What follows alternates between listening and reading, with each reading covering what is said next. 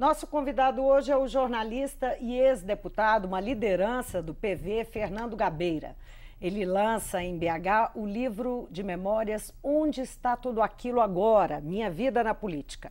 Uma reflexão sobre a trajetória dele e as diferentes lutas em que se envolveu em 50 anos de ativismo político. Bem-vindo, Gabeira. Obrigado. Gabeira, o livro é um balanço da sua militância? É um balanço da minha trajetória política, na qual houve muita militância, né?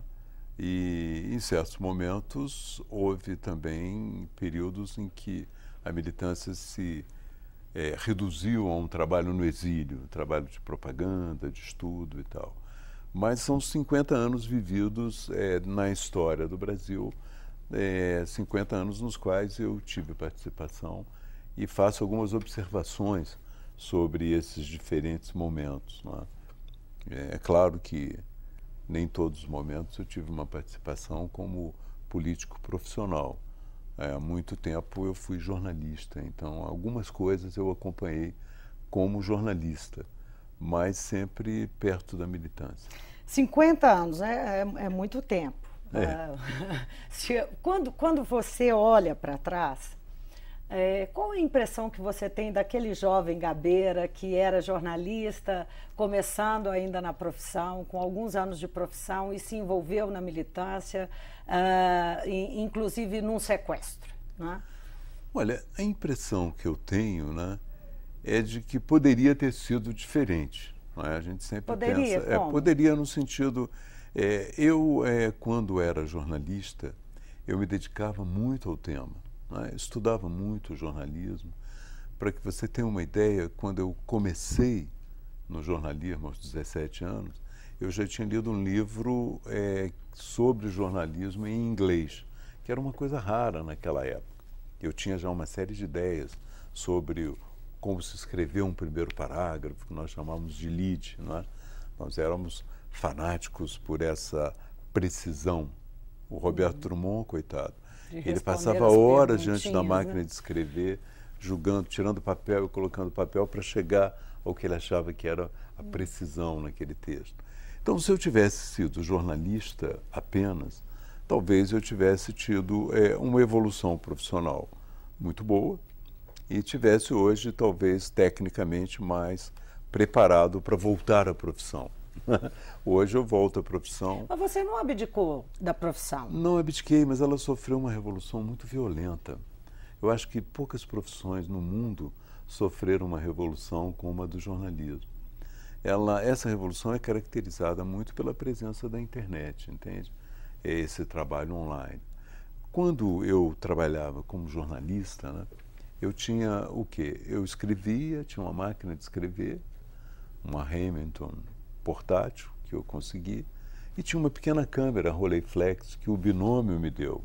Então, eu saía por Minas... Jornal Binômio. Jornal Binômio que foi depois empastelado e tal, mas teve uma história longa em Belo Horizonte. Binômio era oposição a tudo. Governo estadual, governo federal, os prefeitos.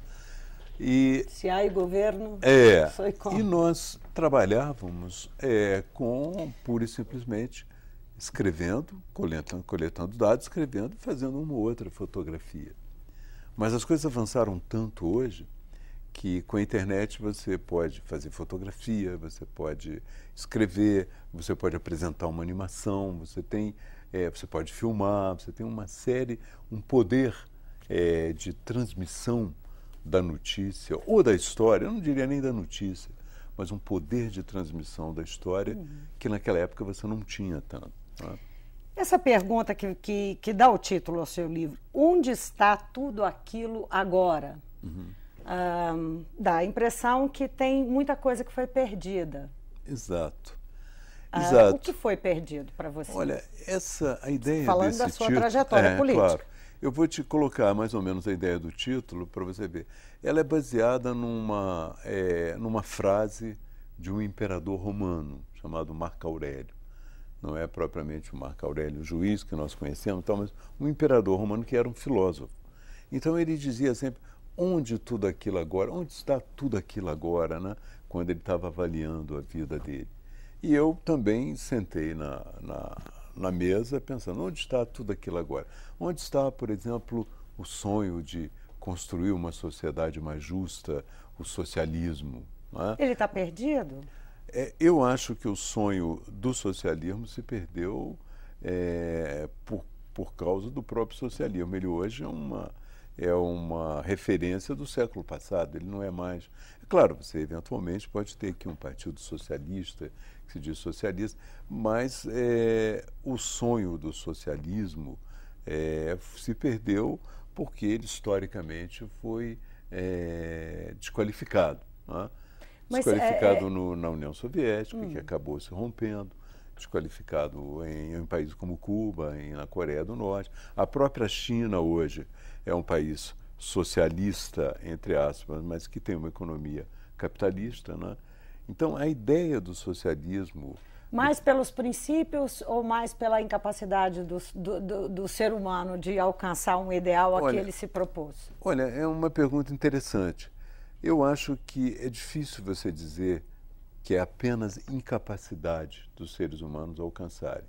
O que eu acho que talvez exista é que, como referência e como obstáculo, é você pensar um mundo completamente novo, achar que é possível revolucionar tudo, quando, na verdade, os processos de transformação, eles são realmente muito mais lentos. E, às vezes, surpreendem muito os seus esquemas teóricos. Quando na sua vida política você entendeu que o processo não era revolucionário, mas ele era mais lento? Eu creio que eu entendi no exílio. Né? Os anos de exílio foram anos de reflexão. A primeira grande contribuição para o entendimento do tema foi viver num país socialista. Eu vivi em Cuba, né, um período, eu passei pela União Soviética, visitei a Tchecoslováquia, então Tchecoslováquia. Então, eu tinha uma visão do que era o socialismo e ele era bastante diferente do que a gente imaginava. Né? Essa é a primeira... Depois foi viver num país social... Depois fui viver em países capitalistas e observando... Mas que tinha uma social-democracia implantada. Uma social-democracia implantada, forte e bem-sucedida. Mas eu percebia também que o avanço da social-democracia naqueles termos era mais ou menos irresistível, que as pessoas queriam mesmo melhorar as suas condições de vida material, que toda aquela história, por exemplo, nós pensávamos o operário soviético, que segundo Lenin seria o revolucionário, aquele que construiria. Os operários suecos tinham a maior pena dos operários soviéticos, porque eles ganhavam mal, viviam mal e não tinham liberdade, entende? Então, aquela classe operária que nós vimos como a heróica e a transformadora era, na verdade, entende? Estava se consumindo em vodka porque aquele sonho já tinha não uma existia. ingenuidade na nossa leitura. Então, essa ingenuidade foi aos poucos sendo substituída e depois eu comecei a perceber também que as grandes transformações são culturais. E as culturais no sentido de que é preciso mudar muito a cabeça. Não é? E essas transformações culturais não se fazem da noite para o dia. Elas são lentas, elas vão aos poucos. Essa noção do socialismo implica a ideia de justiça social. Esse conceito se perdeu? Não, esse conceito é um princípio. Quando a ideia do socialismo se desfez, eu não a substituí por um cinismo internamente. Assim, já que o socialismo não existe, tudo é permitido. Um pouco parecido com aquela frase no Dostoiévski, já que Deus não existe, tudo é permitido. Mas eu percebi que o que não era possível é você ter um esquema acabado, pronto, e colocar a humanidade dentro dessa forma. Mas eu percebi que, apesar de não ter um esquema, você não precisa ser cínico. Você pode ter alguns princípios. E eu separei mais ou menos 4 princípios que eram e são ainda o norte da minha atuação. Um deles é a luta pela justiça social. Outro, pela democracia, cada vez mais profunda, mais democracia. O outro, pela preservação ambiental. E, finalmente, o quarto, pelos direitos humanos, que também são universais e merecem ser preservados. Então, você não precisa ter um esquema acabado completo, mas você tem alguns princípios que norteiam o seu trabalho. Gabeira, você começou em janeiro, se eu estou correta na informação, por Recife, uma caravana do PV pelo Brasil, não é isso? Na verdade, eu fiz uma caravana, era uma caravana de um só, não pode ser chamada caravana. Uma caravana no sentido que eu e a minha malinha, mobilizar. eu e a minha mochila. Eu estive em 22 cidades, as mais distintas do Brasil, falando com os nossos candidatos a vereador e a prefeito. Qual que era a intenção?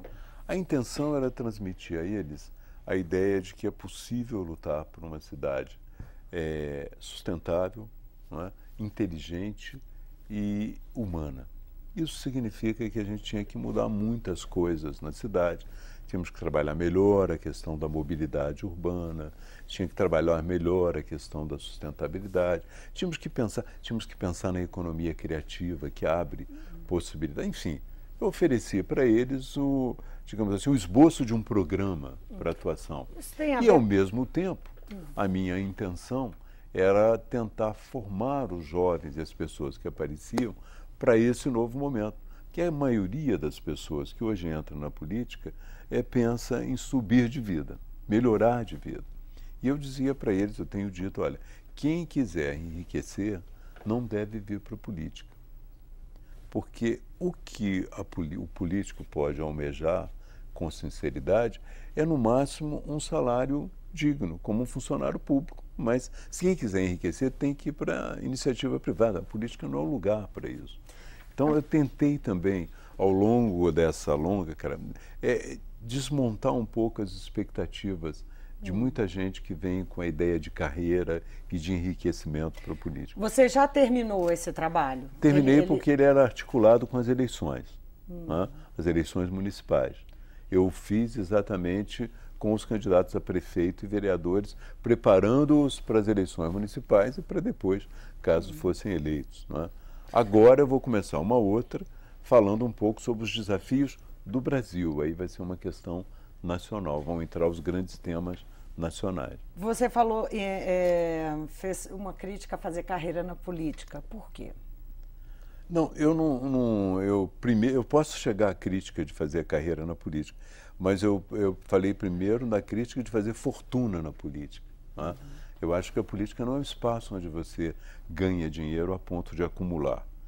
A política é um espaço onde você tem um salário digno, você sobrevive com decência, mas não vai aspirar a ficar rico, né?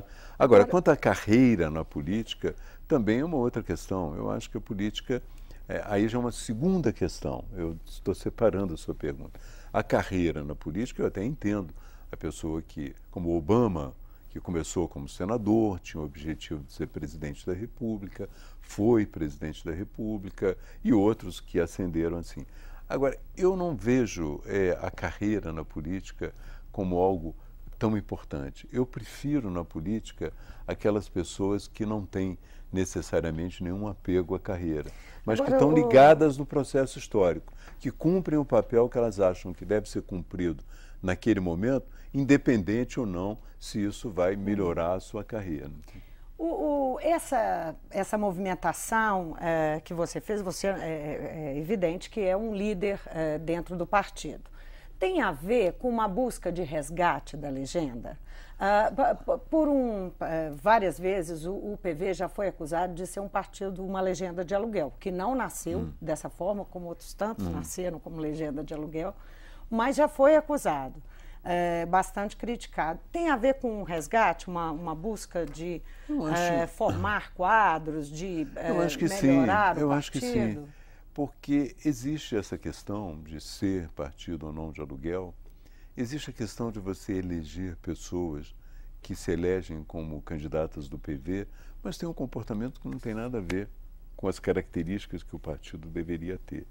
Então, esse é um problema, esse é um problema grande dentro do partido? Esse é um problema, porque você tem uma bancada federal que não responde especificamente às aspirações do partido. Porque uma vez você chegando ao parlamento, nem todos podem ter um comportamento diferente do comportamento habitual lá, que significa entregar-se ao governo, fazer tudo que o governo quiser, em troca de algumas emendas parlamentares para você sobreviver politicamente. Então, para não entrar nesse jogo, você tem que ter uma outra dimensão política. Então, a ideia era essa, era uma ideia de formar pessoas, entende? De ir criando nas pessoas que entram no PV uma nova mentalidade. Agora, se é resgate do partido ou não, se a gente vai conseguir resgatar, eu não tenho assim essa meta como uma coisa definitiva, não. Se eu puder, nos lugares por onde eu passo, falar com aquelas pessoas e contribuir com elas para melhorarem um pouco, sim. Por exemplo, aqui em Minas Gerais, eu fiz um trabalho e uma passagem que me foi muito feliz, foi em Tiradentes. Nós vencemos as eleições em Tiradentes. E ao vencer as eleições em Tiradentes, nós não, eles venceram, eu apenas fui colaborar, né? Mas eu percebi que em Tiradentes tinha se formado alguma coisa nova e muito promissora, porque não era o partido apenas que estava na campanha. Era uma rede de pessoas interessadas, profissionais liberais, pessoas que tinham se mudado para Tiradentes e que queriam o bem da cidade. Falar então, em pessoas... rede. Por falar em rede. Vamos cair nela. Vamos cair nela, inevitavelmente. A ex-ministra Marina Silva, que era do PV, foi candidata à presidência da República em 2010, participou, né, lidera o movimento que está lançando um novo partido político, que é a Rede de Sustentabilidade. Recentemente eu li uma entrevista sua dizendo que a Marina deve ser a candidata do PV, defendendo essa posição. Por outro lado, há lideranças do seu partido, que acham que você devia ser o candidato à presidência. Como é que... isso vai acontecer? Como é que Olha, vai se encaminhar? A minha ideia é o seguinte, a Rede de Sustentabilidade, o partido que a Marina está começando a criar, apenas está começando. Tá? Eles precisam de obter 500 mil assinaturas em 3 meses. A experiência que eu tenho desse processo revela que isso é muito difícil. O PSD conseguiu, né? Mas com uma estrutura diferente. Havia o Kassab, a Prefeitura de São Paulo, né? Havia uma boa vontade da Dilma. Porque o que é o PSD? O PSD é um partido feito com essa mesma conversa de não ser nem de esquerda nem de direita, para que as pessoas pudessem confortavelmente aderir ao governo. Não te incomodou essa afirmação da Marina? É claro, está me incomodando até agora, mas eu espero me encontrar com ela. Ficou tão parecida com a do Kassab? Me incomodou porque, se você examinar bem a situação, como é que uma pessoa como eu, que é oposição ao governo e oposição ao PT, por razões... levaria 4 dias dizendo todas as razões pelas quais eu sou oposição ao PT. Vê um candidato do PSB que é aliado do governo, que diz assim, olha, nós vamos ajudar a Dilma, em determinado momento vamos sair para fazer a campanha, mas nós somos do mesmo time. Eu só estou fazendo a campanha porque eu quero um espaço. Entende? É o homem lá de Pernambuco, governador de Pernambuco. Você tem o Aécio Neves, que foi o governador de Minas, que também, na hora da oposição, ele não aparece. Não só não aparece na hora da oposição, não me enfrenta, como também, eu não sei se ele disse que é o temperamento mineiro, mas eu conheço vários mineiros bastante brigões, entende? Não é que você não pode se atribuir a Minas. O que é? A oposição está encantoada? E agora vem a Marina dizendo que não é nem a oposição nem o governo. Assim, como é que você vai fazer? Se um não é oposição, o outro não é oposição, o outro também não é, por que eu vou votar neles? Então eu voto no governo logo. Você acha que a oposição está encantoada? Como é que você vê esse arranjo hoje, oposição, existem alguns fatores, né? O primeiro fator que existe é o fato da Dilma hoje ter muita popularidade. E as pessoas temem, quando se confrontam com as bobagens que ela faz, eles temem, entende, criticá-la muito duramente, porque vão perder popularidade. Essa é uma questão. A outra questão é que enfrentar o PT não é fácil, entende? Não é uma pessoa que sempre viveu no governo, que está acostumada com o governo, que vai enfrentar o PT, que é de briga.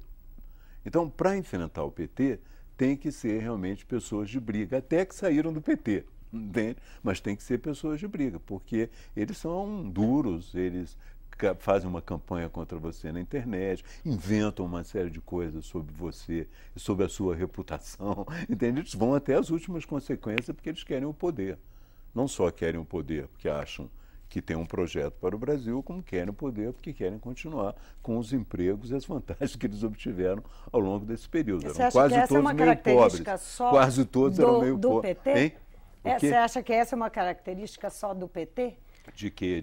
Ao chegar ao poder, querer manter o poder e usar os recursos que tem para se manter? Você tem, por exemplo, eu fiz oposição também ao Fernando Henrique, né?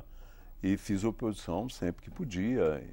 Eu não sentia no PSDB, naquele momento, as mesmas características do PT diante da oposição. O PT faz campanha contra, cria situações, trabalha com as reputações. O PT é bravo nisso. Não tem... O PSDB não era, não. Era menos. Essa é a sua bronca fundamental do PT? Quando não, você diz, a minha bronca... Vou nem enumerar. Eu não é saber. Eu só estou dizendo... eu estou dizendo só as características de ser contra o PT. Não é? Agora, os motivos de ser contra o PT, eu ainda nem resvalei neles aqui, entende? Estou dizendo quais são as características. Hein? Qual seria o fundamental? Olha, o mais importante para mim é a devastação que o PT provocou no campo da política brasileira, a devastação ética.